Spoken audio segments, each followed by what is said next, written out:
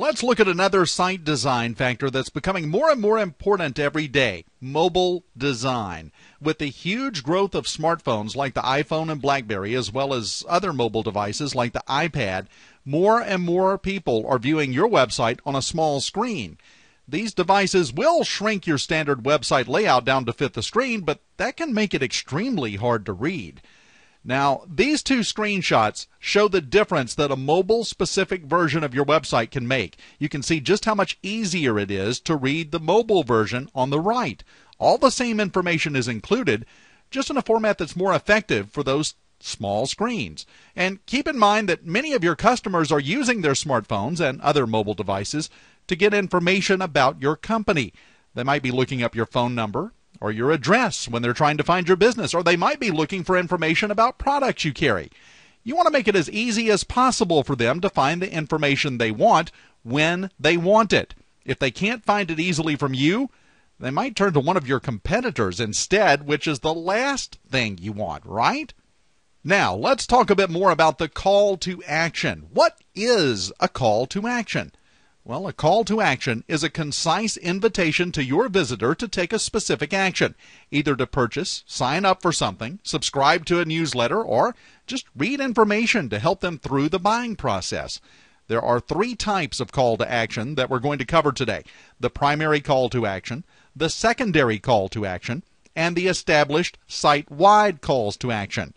Your primary call to action is the featured action on your homepage. We mentioned this earlier. Your secondary calls to action, which could be anyone from 1 to 3 additional actions, should also be featured on your homepage, but make sure that they're not as prominent as your primary call to action. Now, after you add all of these to your homepage, the next step is to identify the site-wide calls to action that you want to feature on every single internal page of your website. Now, depending on your visitor progression that you design into your site, you may have different calls to action on different pages. For example, if we refer back to our original example with the credit repair company, if you know that during the explanation of how credit repair works, your visitor will likely have certain questions or objections, you want to cover those or link to them within the page's content, but you'll also want to feature them as calls to action at the bottom of the page. You'll also want your primary call to action on every page, maybe a graphic button or an ad in your left or right sidebar like this. As you can see with this example website, there's a prominent sign-up button on every single internal page of the website. It's at the top right-hand side of every page above the fold. That means that you see it without having to scroll down the page.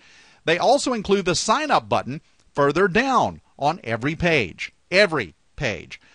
I recommend you take this one step further.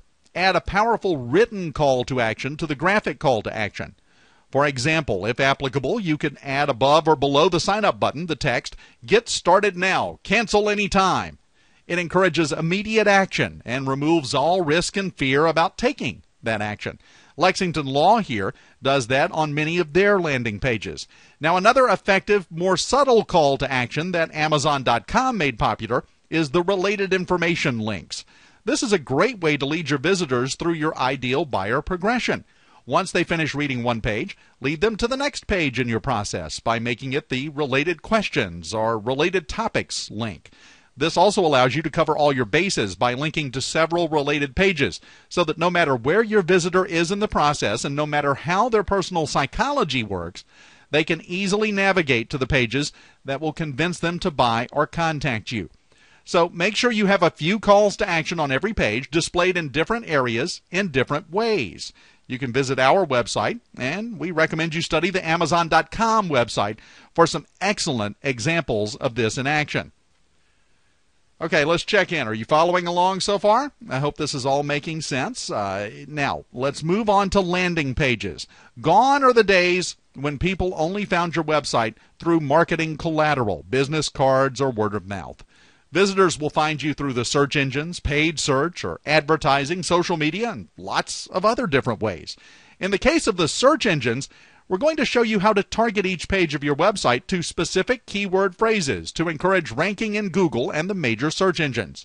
This means that when someone finds your website in Google and clicks on it, they're going to land on the ranked page, not your home page. I hope that makes sense. You want to keep this in mind when creating these pages. They may be the first thing your visitor sees. Now, that doesn't mean they have to be set up like your home page, but there are some great elements that you'll want to incorporate into all of your pages in case they become a landing page. This isn't just a technique where someone randomly lands on an internal page first and not on your home page. This is actually a powerful marketing method that is strongly encouraged. Landing pages allow you to target specific niches of your audience and speak to their specific needs and challenges. They also allow you to purposely direct visitors through your advertising to a landing page that focuses on the precise benefit or challenge they were researching when they found you. For example, if you know that a lot of people search the term cure chronic back pain, then you'll want to create a landing page optimized to show up for this term. Don't worry, we'll show you later exactly how to do that. What we want to drive home right now, though, is that you'll write that landing page specifically to the challenge of how to cure chronic back pain and sell your offer specifically to that issue, even if your product or service is more general, like our earlier example of medical information. The other benefit of using landing pages is that when designed correctly, they can convert your visitor into a lead or sale right on that page without them ever going any deeper into your site. We've included a template in your workbook of a basic landing page layout that you can model yours after. Now, the last element of your primary website, tracking. It's imperative that you track your website statistics. We'll go into depth about tracking stats and testing to improve results toward the end of today, but it bears mentioning now that this is the only foolproof way to ensure that your website fulfills its responsibilities.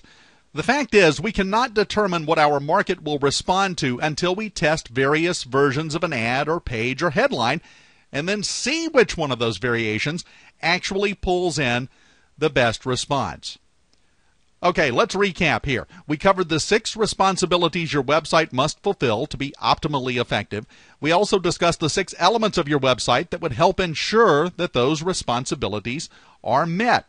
Now, when you're done with this presentation and you're going through your workbook, this section will help you to do the following exercises: your customer avatar worksheet, your map navigation and visitor progression, the design or redesign of your home page using our template, and building landing pages using our template.